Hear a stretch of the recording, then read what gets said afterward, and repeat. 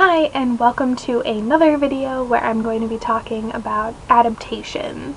And so in this one, I want to talk about what I think are some bad adaptations. And I have 5 to talk about, 4 movies and 1 TV show. So the first one is the TV show, and that is The 100, which just aired on the CW a few weeks ago. I watched the pilot, and then I specifically waited to film this because I wanted to watch 1 or 2 more episodes to fully feel like I gave it a shot. And I started watching the second episode and I just could not do it. And so I was like, nope, screw it, I give up. I'm not going to put myself through this. I read this book in January, I believe, and I talked about in my wrap-up how I thought it was really disappointing and predictable, but I was going to watch the show, and the book is part of the series, and there's only one character I cared about, so I was going to just watch the show to see what happened to her through that. She's not even in it. She is not even in it. The concept is that there was like a nuclear fallout and everybody on Earth died, but there were people living in space on like space stations and whatnot, so those space stations came together to basically create this place where humanity could live. But because you have limited resources and whatnot, it's a pretty harsh life. So if you commit any kind of you can only have like 1 kid, and if you're convicted of any crime, if you're an adult, you get killed immediately because they just can't waste the food and oxygen and everything on you. And then if you're a child, they let you go to prison until you turn 18, and then in theory you get brought before a tribunal and they decide if you're gonna die or if you'll get a second shot. But generally you don't get a second shot, you just die. And when the book opens, they end up sending 100 people, 100 of these under 18 criminals, like basically juvenile delinquents, to Earth to see if it's habitable. And then there's Glass, and Glass was a criminal, but she escapes in the book and stays on the space station. And basically, instead of having Glass, it appears that they've decided to keep Clark's parents alive. In the book, both of her parents were executed, whereas in the show, her mother is alive and her father was executed. So clearly that's how they're keeping us on the space station, is with her. But I thought Glass was the only interesting character. She was a rich girl who fell in love with like a poor guy, and she had some issues that I don't want to spoil the book if you want to read it. So the show is just, ugh. I mean, they took out the character I liked the most, and it's really corny. They added a bunch of characters that I feel like are unnecessary, and it's just overacted. I have no investment in this show at all. I just feel like it's really poorly done, really poorly written. The characters just feel flat to me, like archetypes almost, in which it's kind of like that in the book, but it's just, I don't see this show doing well. I mean, I don't think you have to do very well at all to get picked up on the CW, but I really don't see the show going far. I mean, it's a late mid-season premiere, so I don't even think the CW thinks it was gonna do well. But yeah, it's just horrible. Horrible. Like, the book was bad, but the show was worse. I'm sorry. Next is Ella Enchanted. Okay, so I actually own 3 of these movies. So Ella Enchanted is a book by Gail Carson Levine. It's an amazing middle grade novel.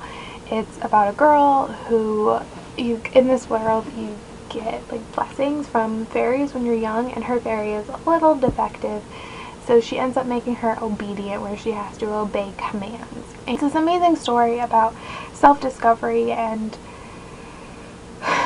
like there's some romance, but the romance really isn't the main part of it, and the romance that is in the book is very well developed and is like this friends to romance. I don't want to say friends to lovers because it's like a middle grade novel, but basically the same concept.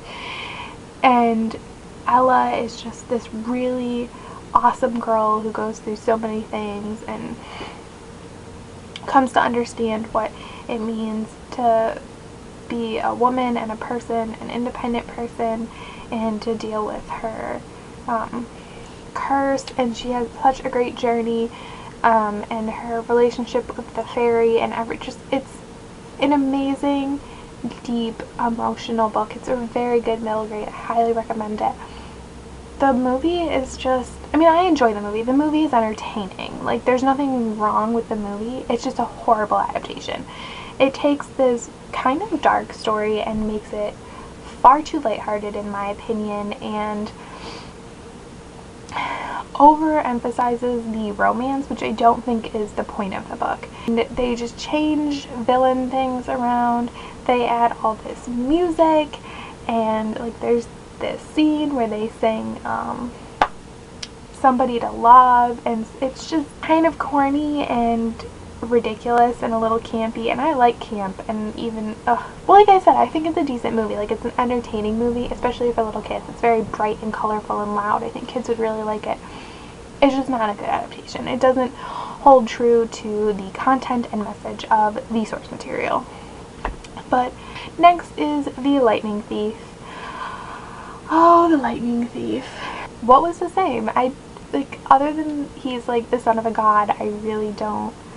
And like the whole Annabeth hair thing, like that could mean like nothing to me. Although my understanding is they dyed her hair for Sea of Monsters, and it's like, well, apparently it was that big of a deal. So I read The Lightning Thief and then saw the movie.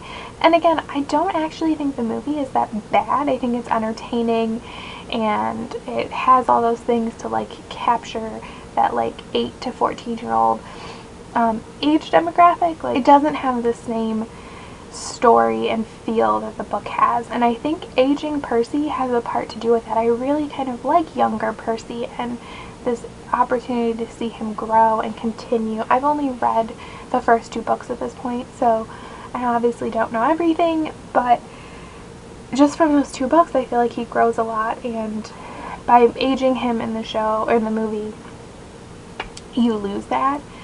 And I mean, Percy is funny, he's sarcastic, and he adds a sense of humor, but I think they went a little too over the top in the movie. Plus, the whole, like, Hades thing, the end part with Grover, like, what was that? What was that? I don't know. And then, just like with Ella Enchanted, I feel like they made a romance almost like the primary part of the movie, like this relationship between Percy and Annabeth, and I definitely see their relationship going romantic, but right now I just see them as friends, and I feel like they're really good, awesome friends. It's really nice to see this really sweet friendship between these 2 12 or 13-year-old kids, and I just don't understand why we can't have that in movies. Like, the next one is The Golden Compass, which this again I don't think is a horrible film, but lost the whole message of the book. I mean, honestly, I think the huge mistake here is this is not a children's story. Just because the main character is a child does not make it a children's story. It is not a children's film. It should have been made for adults, and that's where they dropped the ball. The content, not necessarily in The Golden Compass, but in the subsequent books, is pretty mature, and I think they knew that, and so they changed a lot of things. I felt it was nice to see certain things come alive for me, like seeing the demons come alive and seeing dust and all of those things, and seeing, what is that polar bear's name? Oh, I don't know, but seeing him, that was really cool, and I thought Sam Elliott did a really good job, and the little girl that played Lyra did a good job with what she had.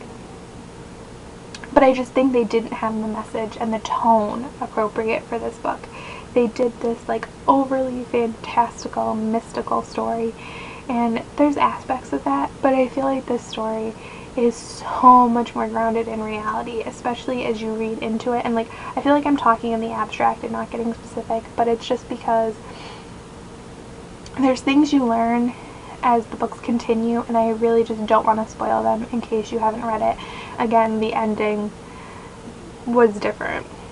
I haven't seen that movie in forever, but I'm pretty sure. I feel like I remember being upset about the ending.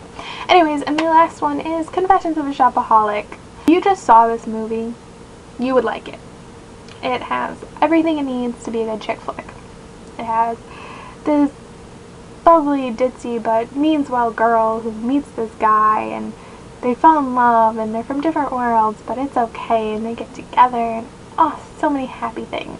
If you had read the book, you would understand that this is a horrible adaptation. First of all, I don't understand why it had to become American. I feel like a huge part of these books is the British humor and wit, and we still made Luke British, so why couldn't Becky be British? It was like, I don't understand. Don't get it. I don't. I didn't like the way that they portrayed her parents. I prefer her parents in the books. Not that the actors did a bad job. That was a writing decision, I guess. And they kind of combined Confessions of a Shopaholic and Shopaholic Takes Manhattan, like aspects of both, and which is not a bad thing, but you didn't see the same character and relationship growth that you get through those two books because you're taking chunks of two books and putting it into one movie. I feel like they kind of took Becky and made her just a joke, and that's not what she is. She's a highly intelligent woman who makes bad decisions, and I think they just kind of made her this like ditzy kind of thing. And I don't know if maybe just her personality, because the books are told in first person, can't be conveyed properly in film. No, it didn't capture the feeling of the book, in my opinion. And read Confessions of a Shopaholic, I don't think you would understand how horrible the adaptation is. And then don't even get me started on Luke Brandon. Freaking Hugh Dancy. You know, this is the second movie with Hugh Dancy in it too. Hugh Dancy. He's in Ella Enchanted. I don't think the Luke in the movie is the Luke in the book. And especially, not to like spoil things, but Confessions of a Shopaholic is not a romance. There are moments between Luke and Becky, but that book is so much about Becky, not about the romantic aspects of things. That comes more in the subsequent books. So I feel like they just took this really great book and turned it into just a generic chick flick. So I feel like this is a long, rambly video, but I'm finally done. Hopefully I can edit it to some kind of coherency. I don't know. If you've read any of these books or seen any of these movies and you agree or disagree with me, let me know down in the description. Let me know what your least favorite adaptations are, because I think it's always interesting to see what people like and what people don't like. And like I said, I own 3 of these movies and I watch them, so like I said, I don't necessarily think that they're bad films, I just think they're bad adaptations. So thank you for watching and have a nice day. Bye!